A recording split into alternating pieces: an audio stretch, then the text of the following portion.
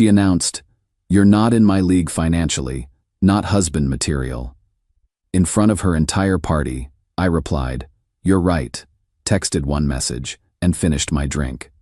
Minutes later, when the helicopter touched down, I'm Atlas, 28, and I've been running a tech company in Austin for the past 4 years. Nothing flashy, just enterprise software solutions that somehow turned into a $50 million business. We help companies manage their data infrastructure. Not exactly cocktail party conversation, but it pays the bills, and then some. The thing is, I learned early that money changes how people see you, usually not in ways that help you figure out who they really are. I'd dated a few women in my early 20s who suddenly became way more interested once they learned about my financial situation. It left me wondering whether they wanted me or my bank account. So when I met Juniper 14 months ago, I decided to try a different approach. Keep the wealth quiet. See what kind of person she was when she thought I was just another software guy making decent money but nothing spectacular. I met her at Radio Coffee on South Lamar. She was there every Tuesday and Thursday afternoon, books spread across this corner table, studying for her business degree finals at UT. I'd been going there for months, working on my laptop, and we'd made eye contact a few times. Finally worked up the nerve to ask if she needed a coffee refill. She was gorgeous, obviously, but also sharp as hell. We talked for 3 hours that first afternoon about everything from Austin's growth problems to her family's history in the city. Her great-grandfather had been some cattle baron back in the day, and her family still had serious money. Old Austin money, the kind that comes with social expectations and country club memberships. From day one, I could tell she was trying to figure out my financial situation. Not in a gold digger way, exactly, but like someone who'd grown up around wealth and was accustomed to categorizing people by their economic status. When I picked her up for our first real date in my Toyota Camry, I saw her glance at it with this subtle expression I couldn't quite read. "Nice car," she said, but the tone suggested she was being polite. I'd deliberately chosen the Camry over the BMW sitting in my garage at home. Wanted to see how she'd react to dating someone who appeared to be solidly middle class rather than wealthy. Over the next few months, I got a masterclass in how people from old money families view economic differences. Never mean about it, never directly insulting, but there were constant little comments and suggestions that revealed her mindset. "There's this amazing restaurant in Westlake, but it's probably pretty expensive," she'd say when suggesting dinner plans. "My dad might be able to introduce you to some people in tech who could help with your career," she'd offer, assuming I needed networking assistance. "I love that you're so practical about money," she said once after I suggested we split an expensive dinner bill. Most guys try to impress me by spending way more than they can afford. Her family was polite but distant when I met them. Her parents, Victoria and Hamilton, treated me like a pleasant enough young man who was clearly temporary. They'd ask basic questions about my work, nod politely when I explained what my company did, then change the subject to topics they found more interesting. Her uncle Sterling was the worst. Investment banker, probably early 50s, the kind of guy who wore his success like a uniform. He had this way of talking down to me that was subtle enough to avoid being obviously rude, but clear enough that I always left family gatherings feeling like I'd been evaluated and found lacking. "Software, huh?" he'd said during our first meeting. "Competitive field. Hope you're saving money for when the market shifts." "Austin's tech scene is pretty volatile," he'd add. "Smart to keep your expectations realistic." I'd never told him what my company was worth or what my personal financial situation looked like. In his mind, I was some startup employee dating above my station, and he enjoyed reminding me of that dynamic. The weird thing was, I started to internalize some of it. Not because I believed I wasn't successful, but because constantly being treated like I was less than eventually affects how you see yourself in that environment. I'd find myself feeling defensive about my choices, my lifestyle, my apparent lack of ambition to live more extravagantly. Juniper never said anything directly critical, but there were patterns. She'd suggest restaurants, and then quickly backtrack when she remembered I might not want to spend that much. She'd talk about vacation ideas and then pivot to more realistic options when she caught herself. She'd mention something she wanted to buy and then joke about how she'd have to wait until she found a rich husband. All of it was said with affection, like she was being considerate of my financial limitations. But it built this dynamic where she was the financially secure one doing me a favor by dating down, and I was the guy who should be grateful for her flexibility about my economic status. Her graduation party was last month. She'd been talking about it for weeks. Big celebration at Westwood Country Club, family tradition, all her relatives and family friends invited. She was proud of finishing her business degree, and her parents were throwing this elaborate party to celebrate. It's going to be pretty fancy, she warned me a few days before. Like, really fancy. My family goes all out for these things. I told her that sounded great, that I was looking forward to celebrating with her. What I didn't tell her was that I'd been to Westwood Country Club plenty of times for business events. My company had sponsored their charity golf tournament for the past 2 years. The night of the party, I showed up in my usual khakis and button-down. Nice enough for most occasions, but definitely underdressed compared to everyone else there. Men in suits that probably cost more than most people's rent. Women in dresses that screamed designer labels. Juniper looked incredible, obviously. Black dress that probably cost more than my car payment. Hair and makeup professionally done. She introduced me around to her relatives, and I could see them sizing me up, trying to place me in their social hierarchy.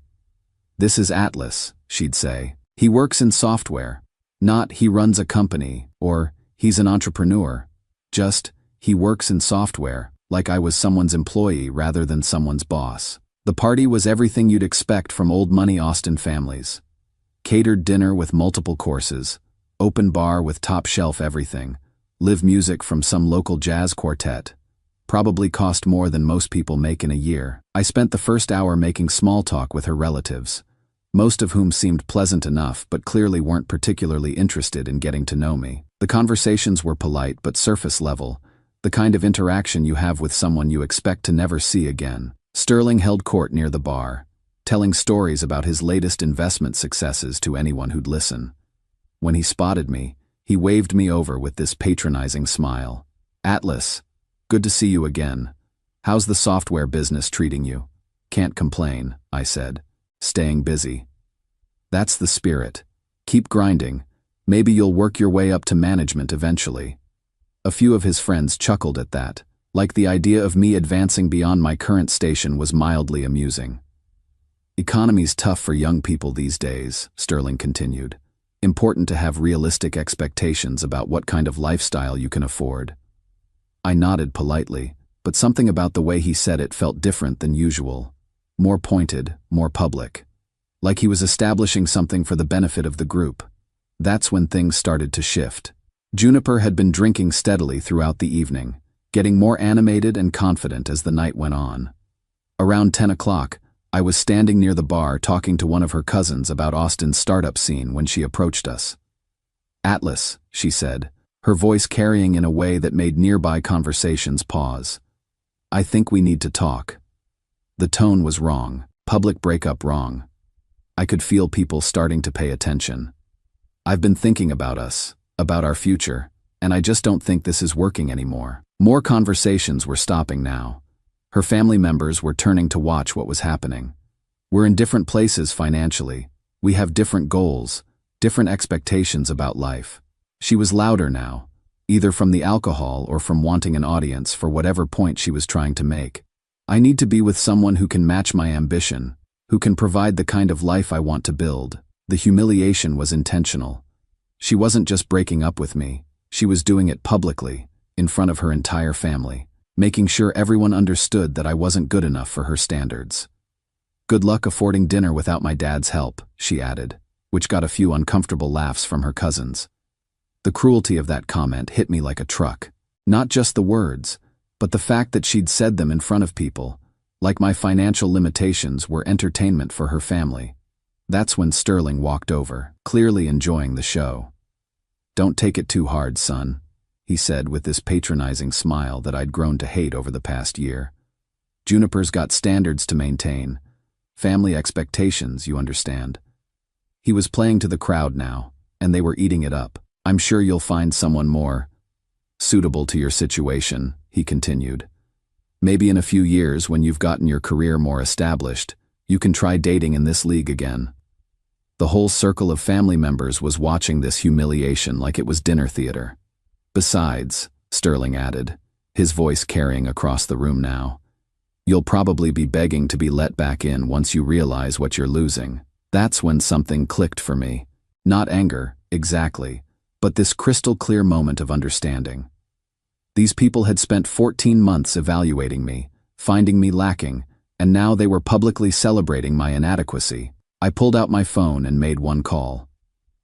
Kai? Yeah. I need pickup from Westwood Country Club. 30 minutes.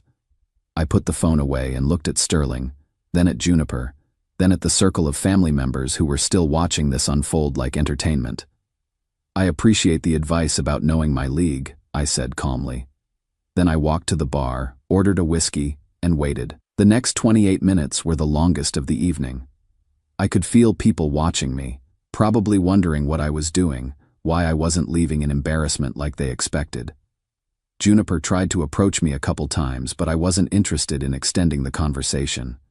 Then you could hear it before you could see it. The distinctive sound of helicopter rotors, getting louder as it approached the country club. Conversations started to die down as people tried to figure out what was happening. The helicopter landed in the field adjacent to the country club, rotors still spinning.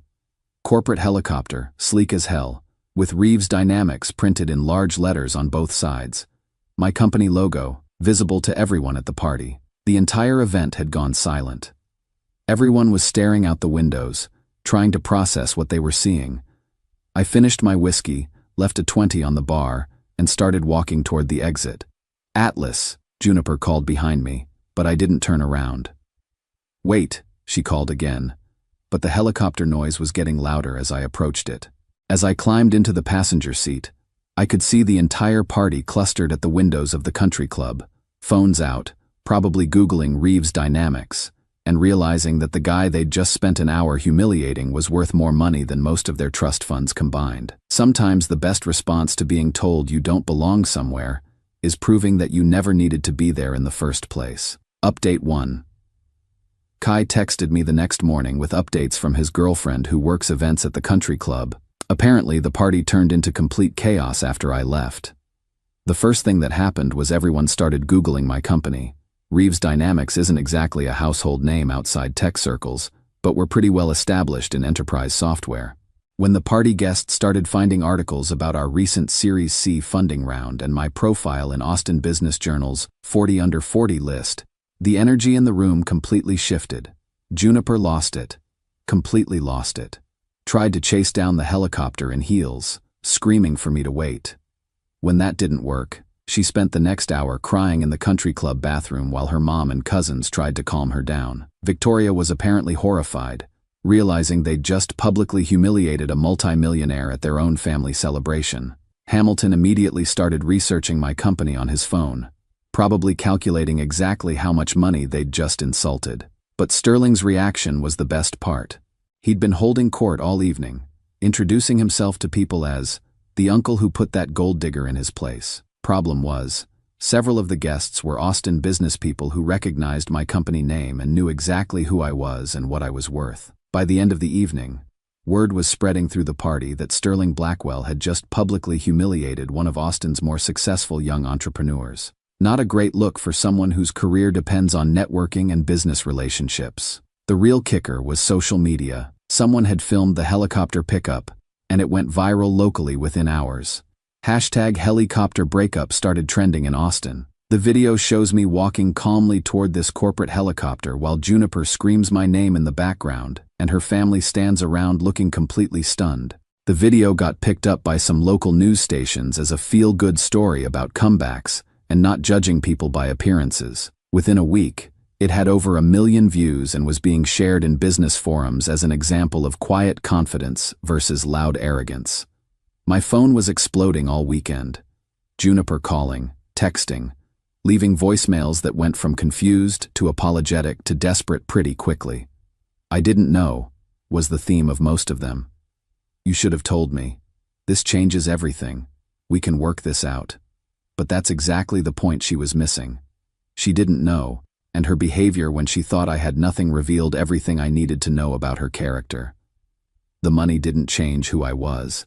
It just changed how she saw me. Sterling tried calling too, something about wanting to clear the air, and discuss potential business opportunities. Amazing how quickly someone's tone changes when they realize they've just insulted someone with actual assets. The best text came from her mom. Atlas, I hope you can forgive our family's behavior.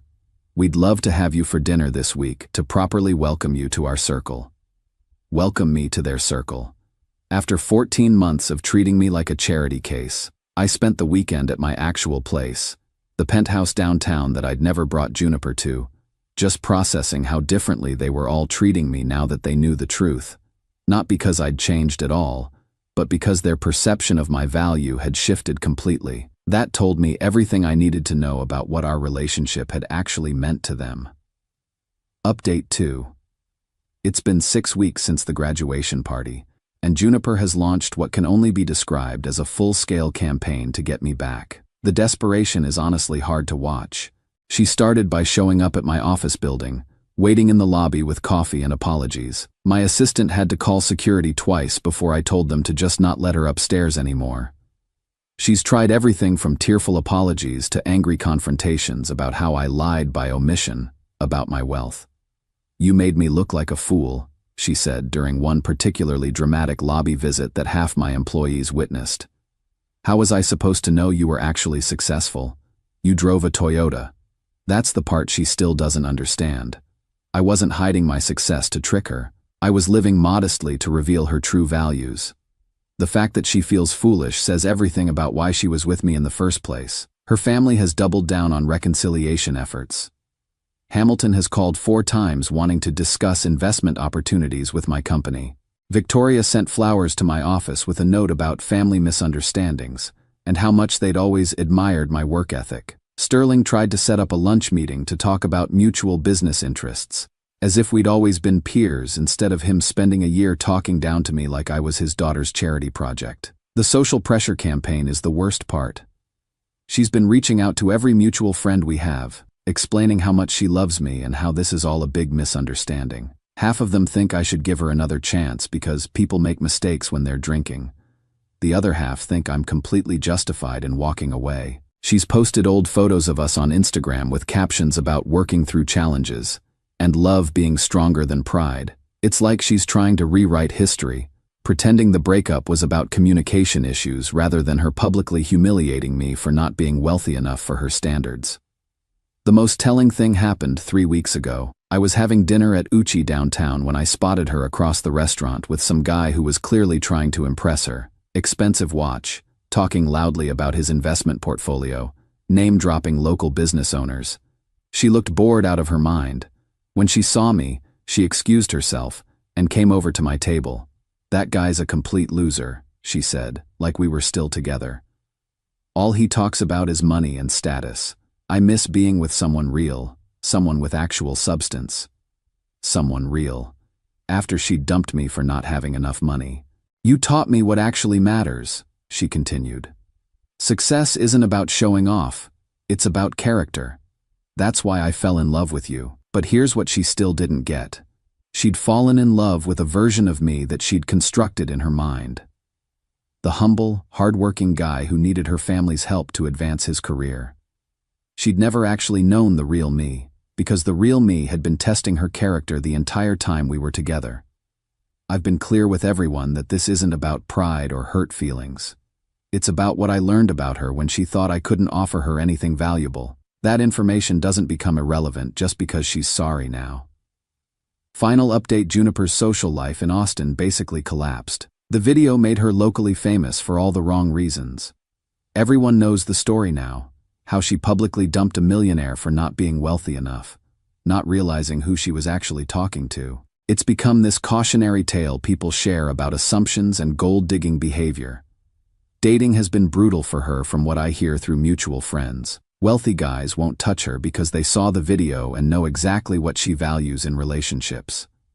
Other guys know they'll always be compared to the millionaire she lost and don't want to deal with that psychological baggage. Her family's reputation took a significant hit too. Sterling lost several business relationships when word spread about his behavior at the party. Hard to trust the judgment of someone who publicly humiliates successful entrepreneurs at social gatherings. Victoria and Hamilton have gone into full damage control mode, trying to rebuild relationships that were damaged by their daughter's very public mistake. Professionally, Juniper's been struggling. 3 job opportunities fell through when employers Googled her name and found articles about the incident. Austin's business community is smaller than people think, and this story has become part of local business folklore. Meanwhile, my company went public 4 months ago. We're now valued at just over $200 million, and I ended up on Forbes' 30 Under 30 list for enterprise software innovation. The success feels completely earned because I built it without using wealth as a social crutch. I'm seeing someone incredible now. Rebecca's a successful attorney who built her own practice from scratch. She knew about my company before she knew about me personally, which was refreshing. When I told her about the Juniper situation, her response was simple. Thank God you found out who she was before you married her. The difference is incredible. Rebecca doesn't need my money, doesn't want my money, just wants to build something together as equals. She gets excited about my business successes the same way I get excited about her winning big cases. That's what actual partnership looks like. Last month I spoke at Austin Startup Week about building sustainable company culture. Juniper was in the audience.